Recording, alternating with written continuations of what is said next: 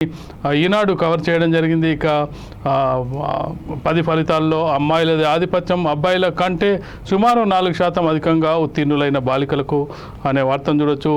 ఇక చూసుకున్నట్టయితే ఇంటర్లోనూ grade ఇద్దామా, సాధ్యాసాధ్యాలపై committee పరిశీలన అనే మరొక వార్తను చూడొచ్చు. ఉసాముద్దీన్ పతక పంచ్ ప్రపంచ బాక్సింగ్ ఛాంపియన్స్ సెమీస్ చేరిన తెలంగాణ బాక్సర్ అనే వార్త చూడొచ్చు.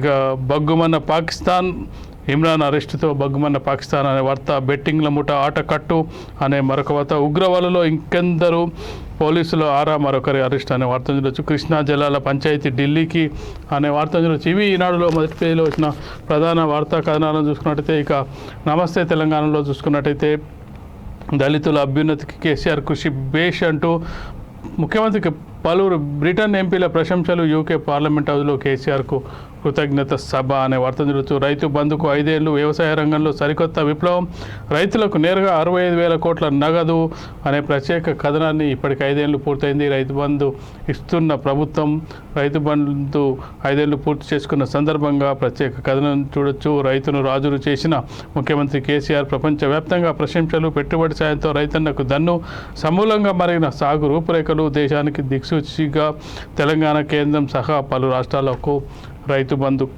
కాపీ అనే వార్తను చూడొచ్చు. ఇక మరాఠీ గోర్కి మనవడు బీఆర్ఎస్లోకి అనే మరొక వార్తను చూడొచ్చు.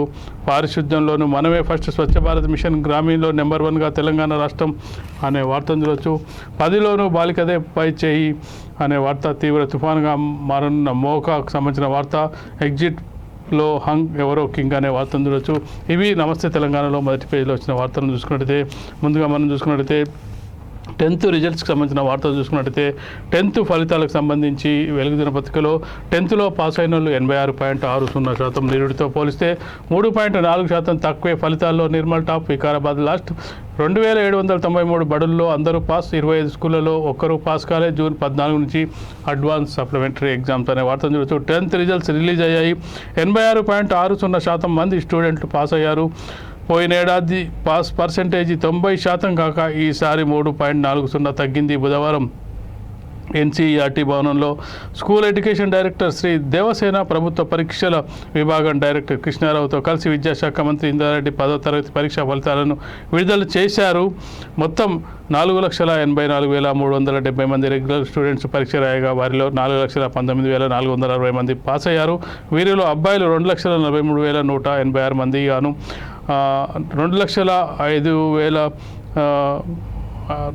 2,05,900 మంది అమ్మాయిలు.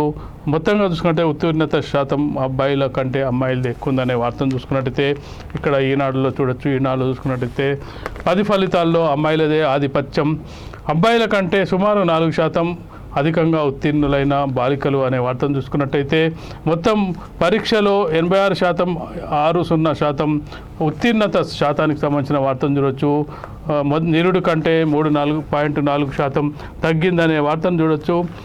నిర్మల్లోకు ప్రథమ, వికారాబాద్కు చివరి స్థానాలు అనేది చూడొచ్చు. 2,793 పాఠశాలలో 100% ఉత్తీర్ణత, 25 బడుల్లో ఒక్కరు పాస్ కాలేదు.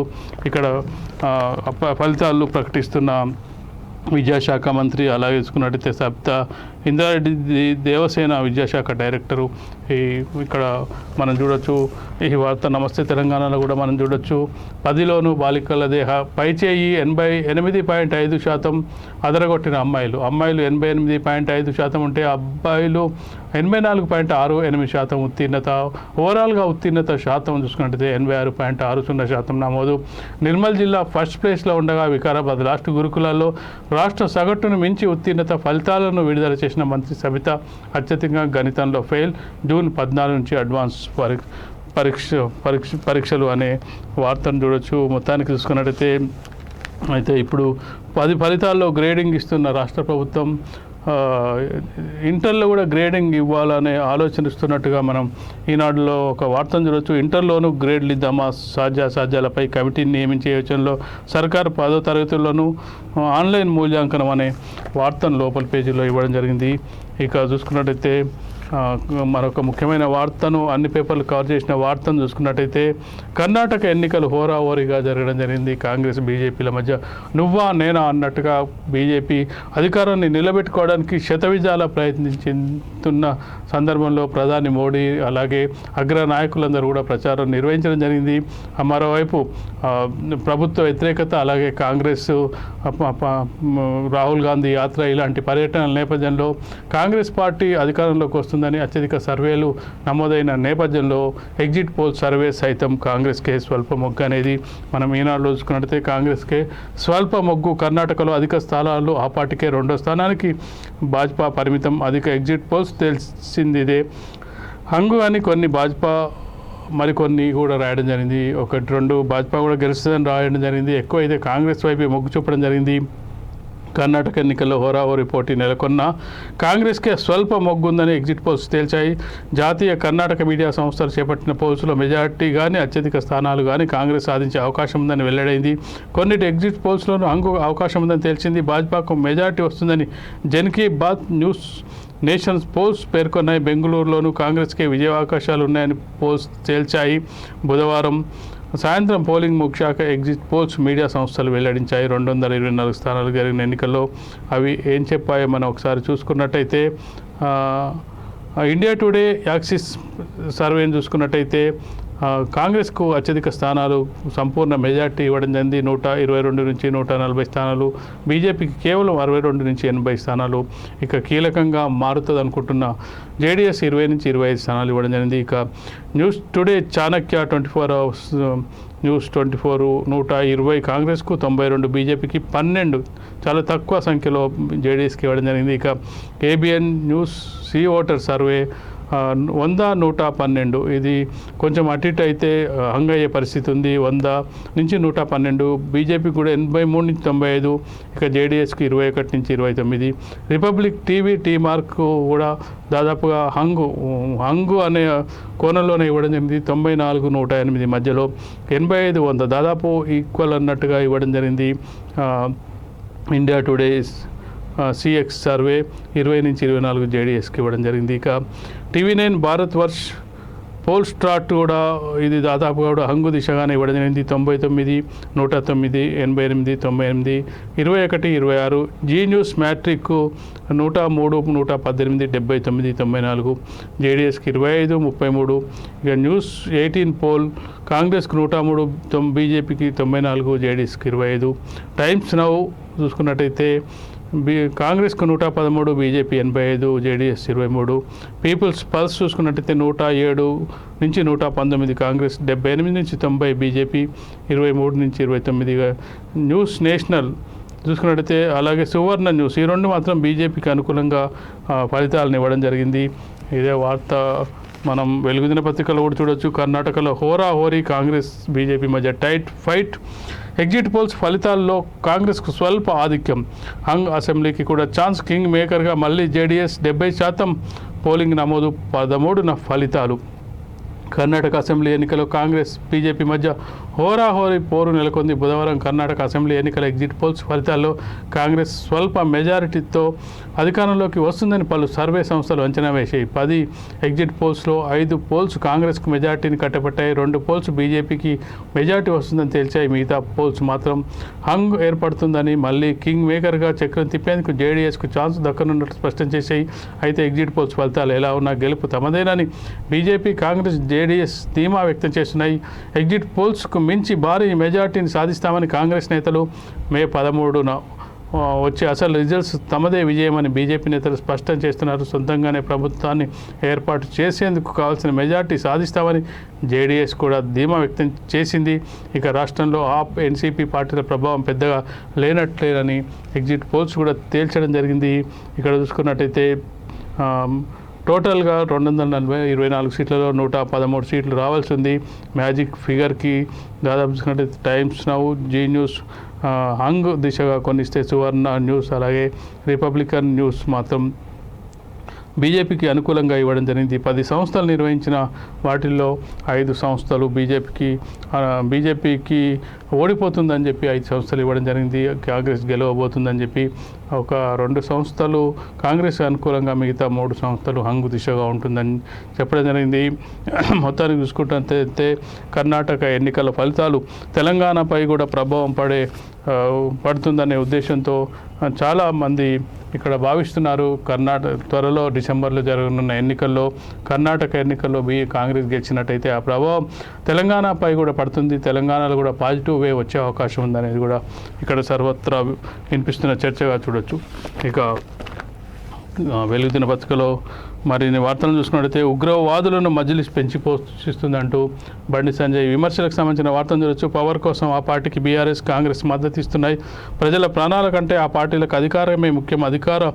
ఉగ్రవాద కార్యకలాపాలపై సీఎం ఎందుకు రివ్యూ చేయరు? అవినీతి తిమిరంగం సోమేష్కు చీఫ్ అడ్వైజరీ పోస్ట్ ఎట్లిస్తారు? కేసీఆర్ 22 పులకేష్లా వివరిస్తున్నాడు. దమ్ముంటే కేసీఆర్ టెండర్పై సిబిఐ విచారణ జరిపించాలి. సంజయ్ ఈ నెల 15 తర్వాత అసెంబ్లీ నియోజకవర్గాల పర్యటన అనే వార్తను చూడొచ్చు. ఇక సర్కారు మిల్లర్లు కుమ్మక్కయ్యారంటూ కూడా వెలుగు దినపత్రికలో చూడొచ్చు. అకాల వర్షాలకు దెబ్బతిన్న పంటలను బీజేపీ జాతీయ కార్యవర్గ సభ్యుడు వివేక్ వెంకటస్వామి బుధవారం పరిశీలించారు. జనగామ జిల్లా స్టేషన్ గన్పూర్, వరంగల్ జిల్లా వర్ధన్నపేట, దమ్మన్నపేట, పెద్దపల్లి జిల్లా మంతని మండలాలు, నాగరపల్లి వద్ద కొనుగోలు సెంటర్లను సందర్శించి రైతులతో మాట్లాడారు. ప్రభుత్వం మిల్లర్లు ఒక్కటై తాలు పేరుతో రైతులను దోచుకుంటున్నారంటూ మండిపడ్డారనే వార్తను చూడొచ్చు. ఇక వాతావరణానికి సంబంధించి చూసుకున్నట్టయితే పొద్దుగాలెండ, మాపటిల్లి వాన, రాష్ట్రంలో భిన్నమైన వాతావరణ పరిస్థితులు, పలు జిల్లాల్లో భారీ టెంపరేచర్లు, మరికొన్ని జిల్లాల్లో ఈదురుగాలులతో వర్షం. టెంపరేచరు ఏ క్షణానికి ఎలా మారుతుందో తెలియని చెప్పని పరిస్థితి మనకు కనిపిస్తున్న వార్తను చూడొచ్చు. ఇక బయోకెమికల్ బ్యాక్టీరియాతో విధ్వంసానికి స్కెచ్. దేశవ్యాప్తంగా హిజ్బుత్ తస్రీన్ ఉగ్ర కుట్ర. మధ్యప్రదేశ్ ఏటీఎస్ దర్యాప్తులో వెలుగులోకి పరారీలు ఉన్న సల్మాన్ అరెస్ట్. భోపాల్కు తరలింపు. నిందితుల కాంటాక్ట్ సోషల్ మీడియా డేటాపై ఆరా. సలీం నెట్వర్క్పై ఆరా తీసేందుకు భోపాల్ వెళ్లిన పోలీసులు. టెర్రరిస్ట్ సంస్థ Hizb ut తస్రీన్పై Madhya Pradesh anti terrorism squad దర్యాప్తు ముమ్మరం చేసింది అనేది చూడొచ్చు. నిందితులు అనుమానితుల కాల్ డేటా, వాట్సాప్, సోషల్ మీడియాలో అకౌంట్స్ ఆధారంగా ఎంక్వైరీ చేస్తున్నట్టు పరారీలో ఉన్న మహమ్మద్ సల్మాన్ను బుధవారం అరెస్ట్ చేశారనే వార్తను మనం చూసుకున్నట్టయితే ఇక్కడ ఈనాడులో చూసుకున్నట్టయితే ఉగ్ర వలలో ఇంకెందరు అనేది కూడా మనం చూడొచ్చు. పోలీసుల ఆరా, మరికొందరు అరెస్టు. వ్యాపారి సిఫారసుతో ఇక్కడ వైద్య కళాశాలలో ఉద్యోగం పొందిన సలీం బయాన్ పేరుతో తరచూ సమావేశాలు నిర్వహిస్తున్నట్టు సమాచారం. దేశంలో విధ్వంసం సృష్టించేందుకు కుట్రపన్నిన ఉగ్రవాద సంస్థ హిజ్బుత్ తారీఖ్ వలకు అనేక మంది చిక్కినట్లు పోలీసులు అనుమానిస్తున్నారు. తొలుత చేరికలపై దృష్టి పెట్టి ఆ తర్వాత వారిని విధ్వంసకారులుగా మార్చడమే లక్ష్యంగా ఈ సంస్థ పనిచేస్తున్నట్లు గుర్తించారు. దాంతో హైదరాబాద్లో అరెస్ట్ అయిన వారిలో ఇంకా ఎవరెవరు సంప్రదింపులు జరిపారన్న దానిపై ఆరా తీస్తున్నారు. విశ్వసనీయ సమాచారం మేరకు ఈ ముఠా తరచూ బయాన్ పేరిట నిర్వహించే సమావేశాలకు చాలామంది హాజరయ్యేవారని, ఇందులో రాష్ట్రంలోని ఇతర జిల్లాల వారు కూడా ఉండేవారని తెలుస్తుందనే వార్తను మనం ఈనాడులో అలాగే 2 పేపర్లను కూడా చూడొచ్చు. ఇక వెలుగు దినపత్రికలో మరొక వార్తను చూసుకున్నట్టయితే తలసానికి రేవంత్ రెడ్డికి మధ్య జరుగుతున్న ప్రతివాదనలకు సంబంధించి కౌంటర్ చూడొచ్చు. మంత్రి తలసానికి పీసీసీ చీఫ్ రేవంత్ కౌంటర్. నీకు పెండ పిసుగుడే తెలుసు, నీకు నువ్వు దున్నపోతు అనుకుంటున్నావు. అరటి పండ్ల బడ్డి దగ్గర మేకలెక్క పాన్ పరాగులు మానయ్య. కేసీఆర్ కాళ్ళు పిసికినట్లు కాదు నన్ను పిసుకుడు అంటే. జీవితకాలం కేసీఆర్ చెప్పులు మోసిన పార్టీ అధ్యక్షుడికి కాలేవు. బాధ్యతగా మాట్లాడితే బాగుంటుందని హెచ్చరిక. కంటోన్మెంట్కు రాష్ట్ర సర్కార్ నిధులు ఇవ్వాలని డిమాండ్ అనే వార్తను చూడొచ్చు. ఇక ట్విట్టర్ కాల్స్ కూడా చూడొచ్చు. ఇక ట్విట్టర్ కాల్స్ చేసుకోవడం, మెసేజ్లు పంపించడం వంటి కొత్త ఫీచర్లు ట్విట్టర్లో అందుబాటులోకి తెస్తామని company chief executive Elon Musk ప్రకటించారు. ఇందుకోసం ట్విట్టర్ 2.0ది ఎవ్రీథింగ్ యాప్ అందుబాటులోకి తెస్తామని వెల్లడించారనే వార్తను చూడవచ్చు. ఇక ఈనాడు చూసుకుంటే బెట్టింగ్ ముఠాల ఆటకట్టు. ఒకే రోజు 2-3 అంతరాష్ట్ర ముఠాల అరెస్ట్. 7 నుంచి 1.84 కోట్లు సొమ్ము స్వాధీనం అనే వార్తను చూడవచ్చు. ఇక భగ్గుమన్న పాకిస్తాన్ ఇమ్రాన్ అరెస్ట్తో అట్టుడికిన దేశం. 7 మృతి, పలువురికి గాయాలు. ప్రభుత్వ కార్యాలయాలపై దాడి, వాహనాలకు నిప్పు అనే వార్త వెలుగు దినపత్రికల్లో. కస్టడీకి ఇమ్రాన్ అనే వార్తను చూడవచ్చు. పాకిస్తాన్ మాజీ ప్రధాని ఇమ్రాన్ ఖాన్ 8 రోజుల కస్టడీకి విధించి ఆయన అరెస్టు నిరసిస్తూ దేశవ్యాప్తంగా ఆందోళన చెలరేగాయనే వార్తను చూడొచ్చు. కేంద్రంలోకి నీటి నీటి వాటాల పంచాయతీకి సంబంధించిన వార్త వెలుగు దినపత్రికలో చూడొచ్చు. కృష్ణా నీళ్ల పంచాయతీ కేంద్రానికి చేరింది. 2 రాష్ట్రాల మధ్య నీటి వాటాలు తేల్చే అంశాన్ని కేంద్ర జలశక్తి శాఖకు నివేదించాలని జలసౌధలో జరిగిన మీటింగ్లో నిర్ణయం తీసుకున్నారనే వార్త ఈనాడులో హైలైట్ చేయడం జరిగింది. కృష్ణా జలాల పంచాయతీ ఢిల్లీకి 50% కేటాయించాలన్న తెలంగాణ పాత విధానమే కొనసాగాలన్న ఏపీ బోర్డు సమావేశంలో వేడిగా చర్చ. వాటాల అంశాన్ని జలశక్తి శాఖకు నివేదించాలని నిర్ణయం. 2 రాష్ట్రాల మధ్య కృష్ణా నీటి వినియోగ పంచాయతీ ఢిల్లీకి చేరింది. చైర్మన్ శివనందన్ కుమార్ అధ్యక్షతన బుధవారం హైదరాబాద్లో కృష్ణా బోర్డు సమావేశం జరిగింది. 22 అంశాలున్న ఎజెండాపై సమావేశం సుదీర్ఘంగా చర్చించారు. బచావ్ ట్రిబ్యునల్ ఉమ్మడి ఆంధ్రప్రదేశ్ కేటాయించిన 811 టీఎంసీల చిన్న నీటి వనరులను మినహా మిగతా వాటిని 66:34 నిష్పత్తిలో ఆంధ్రప్రదేశ్ తెలంగాణలు వినియోగించుకుంటుండగా వచ్చే సంవత్సరం 50-50 నిష్పత్తిలో కేటాయింపులు ఉండాలని తెలంగాణ కోరింది. దీనిపై సమావేశంలో ఏకాభిప్రాయం కుదరకపోవడంతో నిర్ణయం కోసం కేంద్ర జలశక్తి మంత్రిత్వ శాఖకు లేఖ రాస్తామని చైర్మన్ ప్రకటించారనే వార్తను చూడొచ్చు. ఇక చూసుకున్నట్టయితే ఈనాడులో ఒక ప్రత్యేక కథనం, అలాగే వెలుగు దినపత్రికలో ప్రత్యేక కథనాలు చూసుకోవచ్చు. ఈ వెలుగు దినపత్రికలో ప్రత్యేక కథనం చూసుకున్నట్టయితే టీఎస్పీఎస్సీ పేపర్ల లీకేజీ అంత గప్చుప్ అనే వార్తను చూడొచ్చు. నిరుద్యోగుల సమస్యలు గాలికి భరోసా ఇవ్వని సర్కారు, పోరాటం ఆపిన ప్రతిపక్షాలు, దోషులు ఎవరో తేల్చని సిట్ విచారణకు సిబిఐకి ఇచ్చేందుకు ప్రభుత్వం ప్రక్షాళన లేకుండానే పాత బోర్డుతోనే పరీక్షల నిర్వహణ, బోర్డుపై నమ్మకం కోల్పోయిన నిరుద్యోగులు, ఏఈ ఎగ్జామ్కు సగం మంది హాజరు, వెలవెలబోతున్న లైబ్రరీలు, ప్రిపరేషన్ సెంటర్లు. రాష్ట్రంలో నిరుద్యోగుల సమస్యను పట్టించుకునే దిక్కే లేకుండా పోయింది. వారికి భరోసా ఇవ్వాల్సిన పాలకపక్షం బీఆర్ఎస్ ఆ మాట ఎత్తడం లేదు. టీఎస్పీఎస్సీ పేపర్ల లీకేజీపై నిరుద్యోగుల తరఫున ఇన్నాళ్ళు పోరాడిన ప్రతిపక్ష పార్టీలు ఇప్పుడు సైలెంట్ అయ్యాయి. ఒకరో ఇద్దరు నాయకులు తప్ప మిగతా ఎవరు మాట్లాడతలేరు.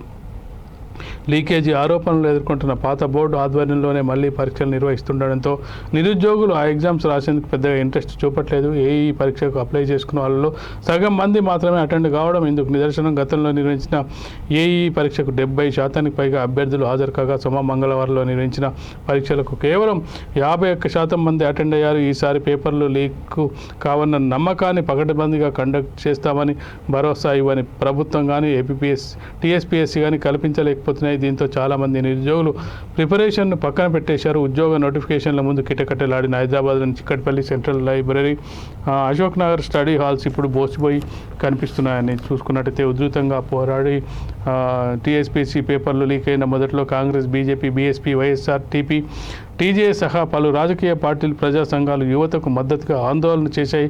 నిరుద్యోగ దీక్షలు, రౌండ్ టేబుల్ సమావేశాలతో ప్రభుత్వంపై ఒత్తిడి పెంచేందుకు ప్రయత్నించాయి.